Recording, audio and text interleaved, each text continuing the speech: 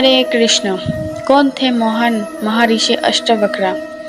अष्टावक्र दुनिया के प्रथम ऐसे व्यक्ति थे जिन्होंने सत्य को जैसा जाना वैसा ही दिया। न वे कवि थे और न ही दार्शनिक।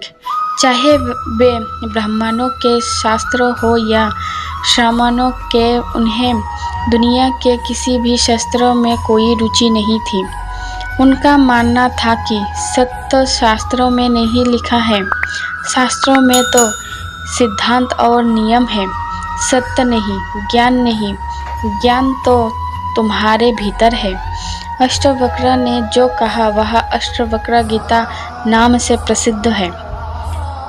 ओशो कहते हैं, अष्टावक्र सामान्यवादी नहीं है, सत्यवादी है। सत्य जैसा है वैसा कहा है, बिना किसी लाग लपेट के। सुनने वाले की चिंता नहीं है, सुनने वाला समझेगा नहीं समझेगा इसकी भी चिंता नहीं। सत्य का ऐसा शुद्धतम व्यक्तित्व न पहले कहीं हुआ न फिर बाद में कभी हो सका। अष्टावक्र पहले ऐसे व्यक्ति थे जिनकी श्रेणी में सुकरात, मंसूर और जे कृष्णमूर्ति को रखा जा सकता है। इन्हें हम धर्म के विरुद्ध व्यक्तित्व नहीं कहेंगे, बल्कि ये ऐसे लोग रहे हैं जिन्होंने धर्म के मर्म और सत्य को अपने तरीके से जाना। यह किसी परंपरा के कभी हिस्से नहीं रहे। यही कारण रहा कि दुनिया में इनकी चर्चा कम ही हुई है। आओ जानते हैं कि कौन थे अष्टावक्र। पहली कहानी। अष्टावक्र की माता का नाम सुजाता था।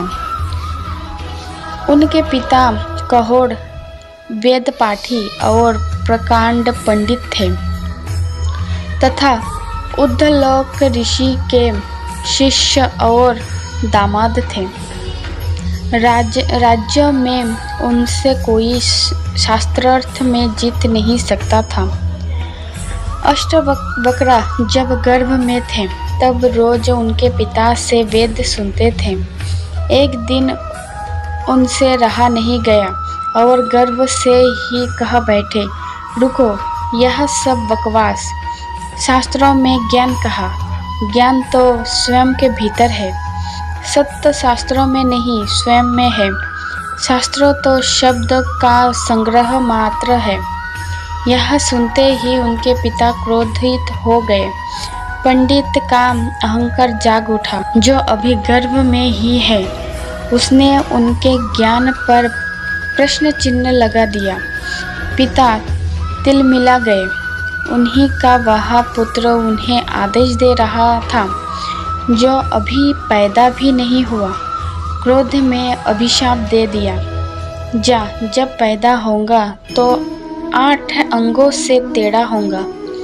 इसीलिए उनका नाम अष्टावक्र पड़ा। दूसरी कहानी। इसके अलावा भी किंवदंती है कि बंदनी से हार जाने के परिणाम स्वरूप उनके पिता को जल में डुबो दिया गया था। पिता के न होने के कारण अष्टावक्र अपने नाना उद्धलक को अपना पिता और अपने मामा श्वेतकेतु को अपना भाई समझते थे। माता सुजाता द्वारा उन्हें उनके पिता का सच बताए जाने के बाद वे अपने मामा श्वेतकेतु के साथ बंदनी से शास्त्र करने के लिए राजा जनक की सभा में पहुँचे और उन्होंने बंदनी को शास्त्रार्थ के लिए ललकारा। राधे राधे।